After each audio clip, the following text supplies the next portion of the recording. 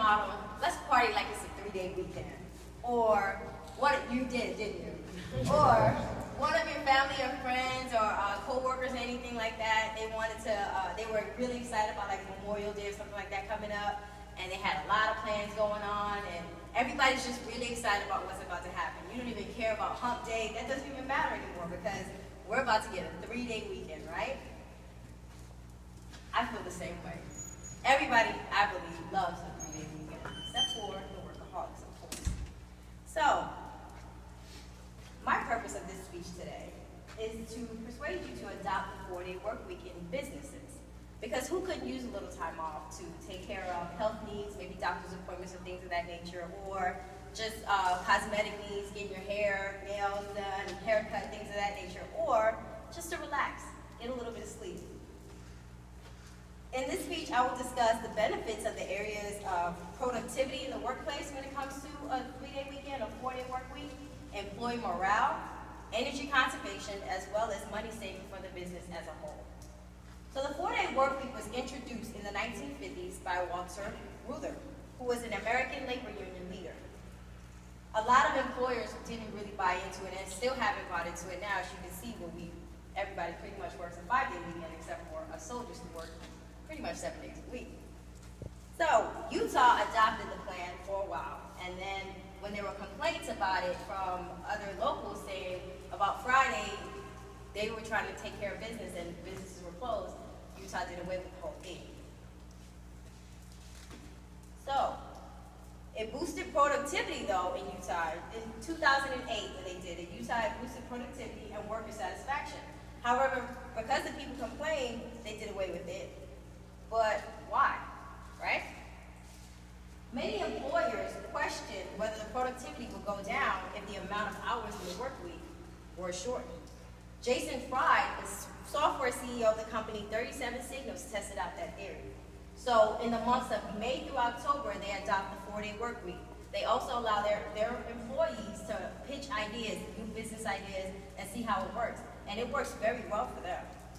In regards to the special schedule, he says, when there's less time to work, there's less time to waste. So when you constrict that time, you're more than likely to focus on what needs to be done so you can get out of there. Fred also said when you have a compressed work week, you tend to focus on what's important. Constraining time encourages quality time. This schedule resulted in an increase in productivity when the job is getting done, and it still allows your workers to get what they want done as far as personal time. Everybody's winning in that situation. Which brings me to my next point about morale. It is well known in the business world that increased morale results in increased productivity for the most part. As a soldier in the regular army, I can personally speak about morale when it comes to 3-day weekends. Most soldiers in the regular army receive 3-day weekends at least once a month. Even times they'll get a 4-day weekend, which we call a training holiday. These training holidays are as an incentive for being maybe accident-free for over 100 days, or getting a job done that really needs to be done, you got it done earlier. Or if you had to work through the weekend, you were out in the field in some instance, they try and compensate you for that time. Commanders implement that for you with a 4-day weekend. So most soldiers, when they know that 4-day weekend's coming up, they work a lot harder. They're excited, they're talking about going to visit their family members, they're talking about how much sleep they're gonna get, they talk about partying, things of that nature. So I can speak personally because I know I get a lot more done when I have a Friday and a Monday off as opposed to working 4 days a week. And before I was a drill sergeant, that's what I received.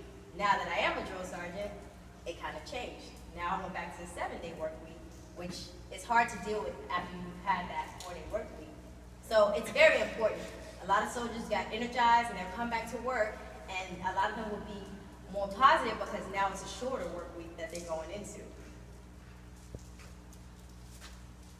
My last point about why America should have 4-day work weeks is how much energy they can save as a result of this implementation.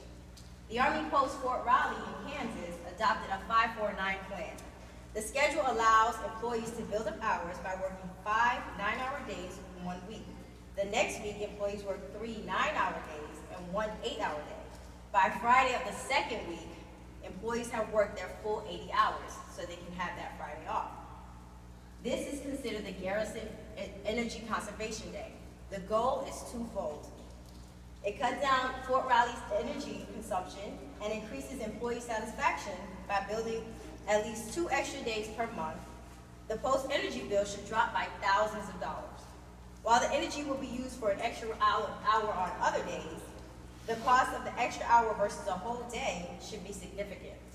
This can also save money by reducing the amount of days in the work week by people going back and forth, commuting those 2 trips back and forth on that Friday.